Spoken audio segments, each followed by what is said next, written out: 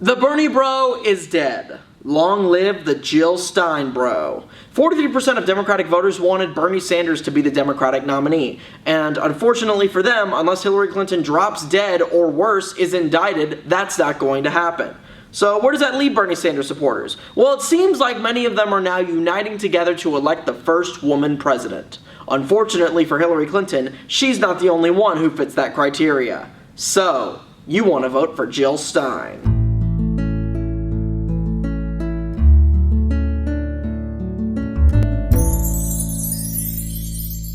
Howdy gang. Bernie Sanders is not going to be the Democratic nominee, even if he manages to get 1,000% of the Washington, D.C. vote and convince the superdelegates that their ballot is actually asking which candidate needs a cough drop more. But the problem for Hillary Clinton is that Bernie Sanders supporters are very adamant about supporting him, and only him, as I experienced firsthand.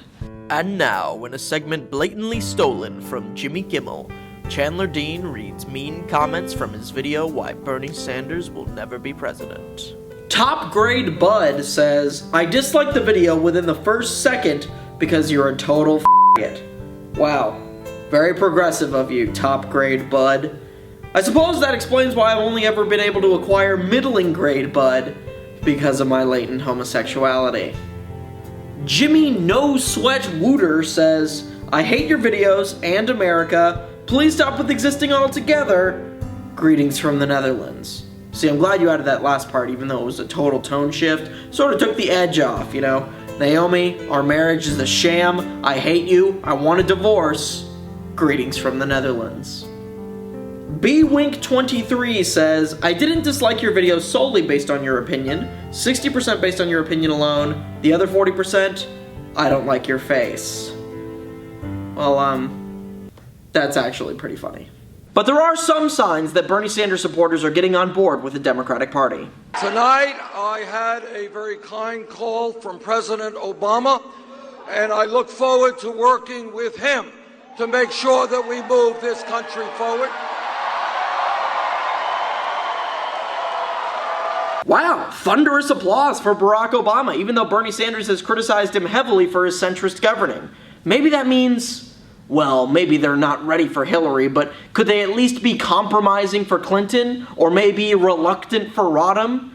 Or reluctant Fordham for short? And tonight I had a very gracious call from Secretary Clinton and congratulated her on her victories tonight.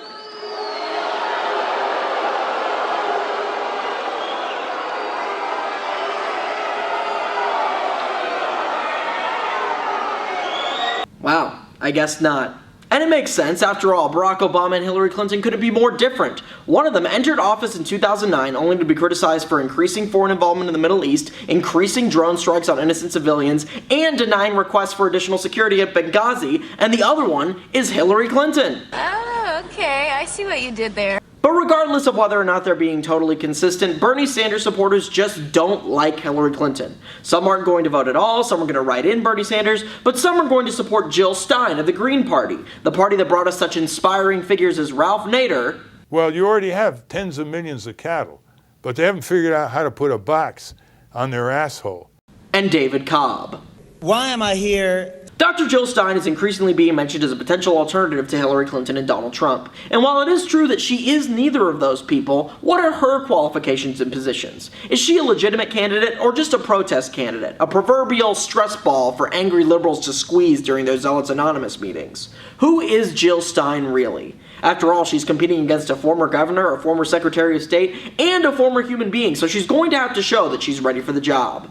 As a doctor, I could best contribute to the health of society by practicing not clinical medicine, but political medicine, confronting the mother of all illnesses, our sick political system. Yo, those are some sick metaphors. Jill Stein's really got a great speechwriting operation.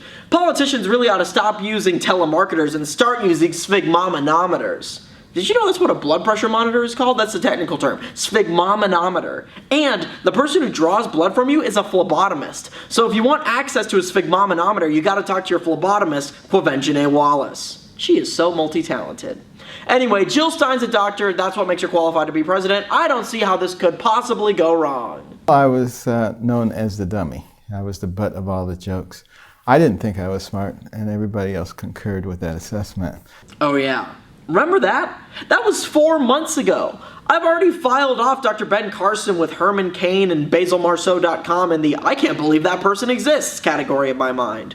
But anyway, the point is, being a doctor not make you qualify to be president. And I know the comparison is apples and oranges, or as Dr. Ben Carson would say, Garden of Eden fruits and carrot spheres. But still, the point is, you can't just rely on that. So what else you got, Dankenstein? Our political representatives from both parties have sold out the people and the planet to the highest bidder. Of course! The two-party system is hurting our democracy. After all, Donald Trump and Hillary Clinton, what kind of choices are those? I don't need to get into how Donald Trump and Jill Stein differ, but what really matters is how Hillary Clinton and Jill Stein differ. After all, there are millions of Bernie Sanders supporters out there who are desperately searching for an alternative to Hillary Clinton. Why should they have to settle for a corporatist, neoliberal, warmonger, terrible, horrible, no good, very bad, itsy-bitsy, teeny-weeny, yellow polka dot Wall Street puppet when they could have someone who truly aligns with their values? I'm just chilling in Cedar Rapids. We all know that Hillary Clinton has shape-shifted more than Beast Boy at a Play-Doh convention. Her positions have changed as recently as 2010. I mean, seriously, who makes a decision and then 6 years later turns around and immediately regrets it? Now I'm getting hairy, oh. I mean, gay marriage, marijuana legalization, the Iraq War. Hillary Clinton has consistently held changing positions depending on what the voters want. I mean, what does she think being an elected representative is about? Representing the electorate?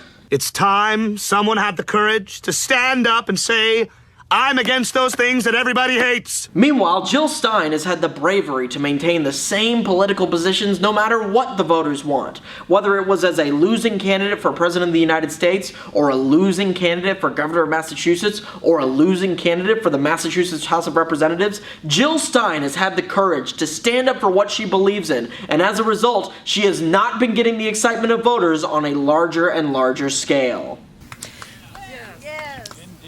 And even when she has held elected office, she has never let the special interests dictate what she does. And that must have been so difficult, fending off the swarm of lobbyists seeking day after day to corrupt her highest held office, elected member, Lexington Town Meeting Precinct 2. And I'm sure her voters were very proud of her for that. All 539 of them. It's clear that Jill Stein has never, not once, compromised her principles in order to get elected. And as a result, she has not been elected. And the Electoral College isn't going to help her get elected this time. Still, though, she does have a unique opportunity to take advantage of a lot of disaffected Bernie supporters. But the problem is that President Donald is such a scary idea that many Bernie Sanders supporters may flock to Hillary Clinton, especially after Bernie Sanders endorses her and pushes for a more liberal Democratic platform. Abortions for all. Very well. No abortions for anyone. Abortions for some, miniature American flags for others.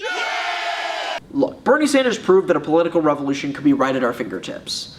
But Jill Stein is no Bernie Sanders. And that's especially evidenced by the fact that Bernie Sanders is not going to endorse her, and is certainly not going to run on the ticket with her. So, if you're going to vote for her, do your research and make sure that you actually do want to vote for her, and that you're not just voting against Donald Trump and Hillary Clinton, picking the lesser of 3 or 4 evils. If you're going to do that, you might as well just vote against the single individual you think sucks the most, and you might have a bigger impact. This is a party that does not have it together right now. Although I suppose with everything else that's happened, I wouldn't be too surprised by a Mike Huckabee striptease at the Republican National Convention, nor a gravy t-shirt contest. By the way, the Green Party supports homeopathy and abolishing nuclear energy, so oh boy, just FYI.